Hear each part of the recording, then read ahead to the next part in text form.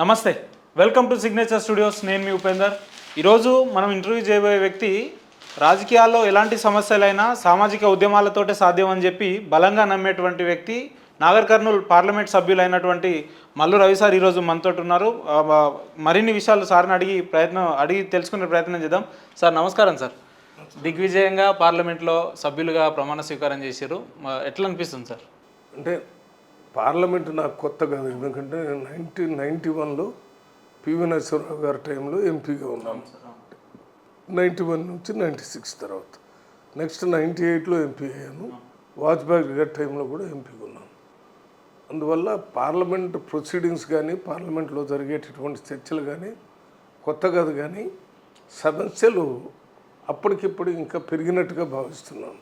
Okay, సమస్యలు పరిష్కారం అవుతున్నాయి అనేటటువంటి దశలు ప్రజల్లో చైతన్యం వచ్చి మా సమస్యలు పరిష్కారం చేయాలని పెద్ద ఎత్తున ప్రభుత్వాల మీద ఒత్తిడి వస్తుంది. అది రాష్ట్ర ప్రభుత్వం కానీ కేంద్ర ప్రభుత్వం కానీ. అందువల్ల మేము తీసుకునేటటువంటి ప్రతి అంశం కూడా మామూలుగా భారతదేశంలో ఉన్నటువంటి పేద ప్రజలు, ముఖ్యంగా మా రాష్ట్రానికి సంబంధించి తెలంగాణ రాష్ట్రం, తర్వాత మా సొంత పార్లమెంటు నాగర్ కర్నూలుకు సంబంధించి పేదరికం రేటు కొద్దిగా ఎక్కువగా ఉంటుంది నాగర్ కర్నూలు. అదే రకంగా అన్ఎంప్లాయ్మెంట్ కూడా ఎక్కువగా ఉంది. కాబట్టి వీటిని దృష్టిలో పెట్టుకొని పేదలకు ఉపయోగపడేటటువంటి ప్రాజెక్ట్స్ కానీ స్కీమ్స్ కానీ లేక ఉద్యోగాలు కల్పించేటటువంటి ఇండస్ట్రీస్ కానీ వీటి మీదనే ఎక్కువ శ్రద్ధ చూపించి మాట్లాడటం జరుగుతుంది. అవి మాట్లాడటానికి ఇంకా టైం ఉంది. మొన్న ప్రెసిడెంట్ ఆఫ్ ఇండియా వారు స్పీచ్ వారి ప్రభుత్వాన్ని గురించి చెప్పడం జరిగింది. వారి ప్రభుత్వం అది చేస్తుంది, ఇది చేస్తుంది అని చెప్పారు. మై గవర్నమెంట్ ఈజ్ డూయింగ్ అని. ప్రెసిడెంట్ స్పీచ్లో వారు సొంతంగా ఇది నా ప్రభుత్వం అని చెప్తారు. నా ప్రభుత్వం అని చెప్పేటప్పుడు ఈ ప్రెసిడెంట్ మాట్లాడేటప్పుడు గత 10 సంవత్సరాల నుంచి బీజేపీ ప్రభుత్వం ఉంది, మరి గత ప్రభుత్వంలో కూడా ఇదే ప్రెసిడెంట్ గారు ఉన్నారు. ఇప్పుడు ఆ ప్రభుత్వం రాసిచ్చినటువంటి తయారు చేసిన స్పీచ్ని ఏం చదివింది కాబట్టి దీన్ని మేము తీవ్రంగా వ్యతిరేకించాల్సిన అవసరం ఉంది.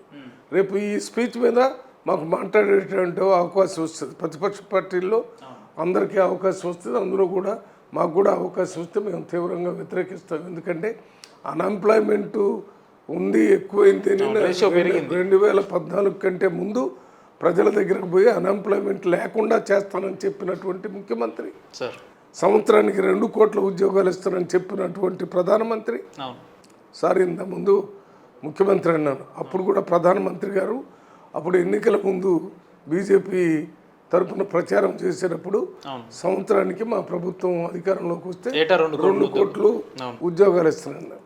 2 కోట్లు కాదు కదా, 2 లక్షలు కూడా ఇవ్వలేదు. దాని గురించి మాట్లాడటం కూడా సార్ మీరు చెప్తున్నట్టు 2 కోట్లు కాదు 2 లక్షలు కూడా ఇవ్వకపోయి ఉంటే ఎందుకు సార్ తెలంగాణ రాష్ట్రంలో ఓట్ల రేషియో అనేది బీజేపీకి పెరిగిందంటారు, సీట్లు ఎందుకు పెరిగినాయి అంటారు? అంటే ఇవాళ ప్రజల్ని పట్టి పీడిస్తున్నటువంటి సమస్యల్ని పక్కకు పట్టించడానికి ఈ రామజన్మభూమిని గురించి, రామ్లల్లా గురించి, మరి హిందుత్వాన్ని గురించి ప్రజల్లో ఒక ప్రత్యేకమైన చర్చ జరిగేటట్టు చేసి వారి సమస్యలు మర్చిపోయి వీటి మీద ఓట్లు వేసేటటువంటి పరిస్థితిని ఏర్పాటు చేశారు. అందువల్లనే వచ్చినాయి తప్ప ఏం చేశారని ప్రజాస్వామ్యం మీదనే దాడి జరుగుతుంది. ప్రభుత్వం, కేంద్ర ప్రభుత్వంలో ఉన్నటువంటి ఈ ఐటీ కానీ లేక ఈడీ కానీ సిబిఐ కానీ ఇటువంటి సంస్థలన్నీ ప్రజా పరిపాలన జరగటానికి ఎవరైనా ఇబ్బందులు కలిగిస్తుంటే వాళ్ళ మీద పనిచేయాల్సిన సిబిఐ, ఇన్కమ్ ట్యాక్స్ ఎగ్గొట్టి దొంగతనంగా డబ్బులు దోచుకునే వాళ్ళ మీద ఉపయోగించాల్సిన ఇన్కమ్ ట్యాక్స్, అదే రకంగా ఈడీ, ఇవన్నీ భారతదేశంలో ఉన్న డబ్బు ఇతర దేశాలకి దొంగతనంగా పంపించడం మీద వాడాల్సిన ఈ ఆర్గనైజేషను రాజకీయ నాయకులు ఎవరైతే బీజేపీ పార్టీకి వ్యతిరేకంగా ఆ పార్టీలో పనిచేస్తున్నారో వాళ్ళ మీద వాడటం అనేది అది నిత్యకృత్యమైంది. సార్ మీరు చెప్తున్నట్టు గత 10 ఏళ్లుగా కేంద్రంలో ఉన్న బీజేపీ అవినీతి అరాచకాలు ఇన్నిగానం చేసి ఉంటే ఎందుకు ఆల్టర్నేట్గా రాహుల్ గాంధీని దేశ ప్రజలు కోరుకోలేదు, ఎందుకు రిజెక్ట్ చేశారంటే? దేశంలో ఉన్నటువంటి ప్రజలు, ముఖ్యంగా పేద ప్రజలు, విద్యావంతులు ఈ ప్రభుత్వాన్ని మార్చాలనే ఉద్దేశంతోనే 244 వాళ్ళకు వచ్చినాయి, 239 మాకు వచ్చినాయి. అంటే మేము ఆల్మోస్ట్ ప్రభుత్వాన్ని ఏర్పాటు చేయడానికి దగ్గరకు వచ్చాం. 30-40 మంది మా దగ్గరకు ఉంటే మేము ప్రభుత్వాన్ని ఏర్పాటు చేసేవాళ్ళం. మరి ఇదే ఉదాహరణ 400 సీట్లు వస్తాయి ఈసారి మాకు అని చెప్పి ఎన్నికల ప్రచారంలో మొదలుపెట్టి మాట్లాడి అన్నారు. అంటే అవన్నీ ఏమైనాయి, తగ్గిపోయినాయి కదా. అంటే ఆ బీజేపీ ప్రభుత్వ పరిపాలనని వ్యతిరేకించాలనేటటువంటి వాళ్ళు ఎక్కువ అయ్యారు.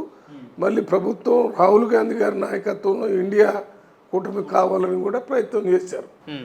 మరి ఇప్పుడు ఆ రకంగా ప్రజలు వర్డిక్ట్ ఇచ్చారు కాబట్టి దానికి అనుగుణంగా ప్రజల తరపున పెద్ద ఎత్తున మాట్లాడటానికి ప్రయత్నం చేస్తారు. సార్, మీరు మొదట్లో మాట్లాడుతూ తెలంగాణ రాష్ట్రంలో సమస్యలు ఎక్కువ ఉన్నాయి, ముఖ్యంగా నాగర్ కర్నూలు ఎక్కువ ఉన్నాయి అన్నారు కదా. మీరు సార్వత్రిక ఎన్నికల ప్రచారంలో ఎటువంటి సమస్యల్ని గమనించారు? ఇప్పుడు మీరు స్థానిక అక్కడ పార్లమెంట్ సభ్యులుగా ఉన్నారు. రాబోయే రోజుల్లో దాన్ని ఏ రకంగా పరిష్కరించడానికి మీరు కార్యాచరణ? అంటే తెలంగాణలో సమస్యలు ఎక్కువ ఉన్నాయని కాదు, తెలంగాణలో పేదరికం ఎక్కువ ఉంది.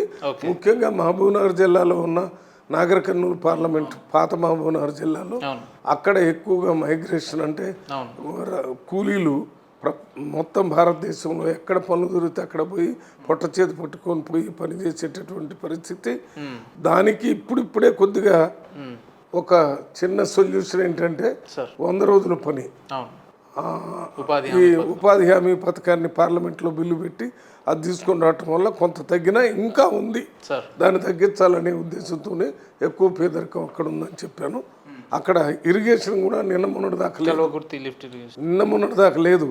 మన రాజశేఖర రెడ్డి గారు ముఖ్యమంత్రి అయిన తర్వాత ఆ లిఫ్ట్ ఇరిగేషన్ స్కీమ్స్ని తీసుకొని రావటం జరిగింది. Kalwakurthy lift irrigation, Nettempadu lift irrigation, Bhima lift irrigation, అదే రకంగా కలవకుర్తి, నట్టెంపాడు, భీమా, కోయిల్ సాగర్ లిఫ్ట్ ఇరిగేషను. ఇప్పుడు ఇంకోటి మన